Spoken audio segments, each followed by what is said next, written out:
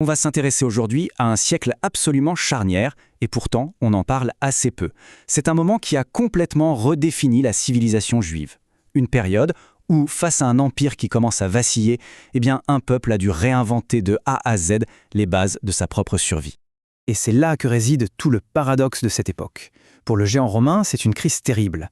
Mais pour le judaïsme, qui n'a plus d'État, plus de centre politique, c'est en fait un moment de consolidation. D'un côté, un empire qui s'effrite. De l'autre, une culture qui se renforce de l'intérieur. C'est ce contraste incroyable qu'on va explorer ensemble. D'un côté, on a donc l'Empire romain, qui est vraiment plongé dans le chaos. Des guerres civiles à n'en plus finir, une pression énorme aux frontières, une économie qui s'effondre. Et en même temps, au même endroit, le monde juif suit une trajectoire complètement inverse. C'est une phase de construction, de structuration intellectuelle hyper intense. Deux mondes, deux destins qui basculent en sens opposé. Alors, comment c'est possible ? Comment on peut expliquer cette dichotomie si fascinante ? Comment deux univers aussi liés l'un à l'autre ont-ils pu prendre des chemins aussi radicalement différents ? Pour bien comprendre, il faut vraiment se remettre dans le contexte de l'époque. La Judée, c'est une province romaine. Elle subit donc les mêmes pressions que le reste de l'Empire. Mais au lieu de se laisser emporter par la crise, les communautés juives vont faire un pivot stratégique majeur, un recentrage total sur leurs propres forces, sur leurs ressources intérieures. Et ce recentrage, ça prend la forme d'une vraie révolution. On passe littéralement de l'épée au parchemin.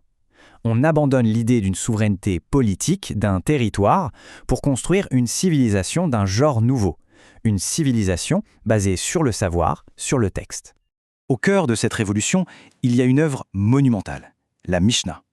Il faut imaginer un peu, des siècles et des siècles de traditions, de lois, de débats, qui jusque-là se transmettaient uniquement à l'oral, sont tout à coup couchés sur le papier.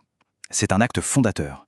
La Mishnah devient en quelque sorte la nouvelle constitution non-étatique du peuple juif, la base sur laquelle tout le reste va se construire. Mais attention, la Mishnah, ce n'est que le point de départ. En fait, elle va déclencher un processus encore plus grand. Pendant des générations, les rabbins vont commenter, analyser, débattre de chaque ligne de ce texte. Cet immense ensemble de discussions, c'est ce qu'on appelle la Guémara. Et le tout, la Mishnah plus la Guémara, ça forme le Talmud. C'est comme une conversation à travers les siècles qui a été figée par écrit. Forcément, cette révolution du texte, ça entraîne un changement radical de leadership. L'autorité, désormais, elle ne vient plus de la naissance ou de la force militaire. Elle vient de la connaissance, de l'érudition. Et surtout, cette nouvelle autorité, une qualité incroyable, elle est portable. Un rabbin, il peut emporter son savoir et son statut partout avec lui. Un roi, lui, ne peut pas emporter son royaume sur son dos. Et donc, logiquement, si le leadership devient portable, le cœur battant du judaïsme, lui aussi, devient nomade. Il n'est plus figé à un seul et unique endroit. La géographie du judaïsme est complètement redessinée. La Judée, le berceau historique, est en déclin sous haute surveillance romaine. Le centre intellectuel, lui, se déplace vers le nord, en Galilée, où les écoles rabbiniques sont en pleine effervescence. Et puis surtout, un nouveau pôle de pouvoir émerge loin à l'est, en Babylonie, avec une forte autonomie et ses propres grandes institutions. Cette diaspora est, par nature, polyglotte. Pour l'étude, la langue commune, la lingua franca des intellectuels, c'est l'araméen. Pour faire du commerce en Méditerranée, c'est le grec qui domine.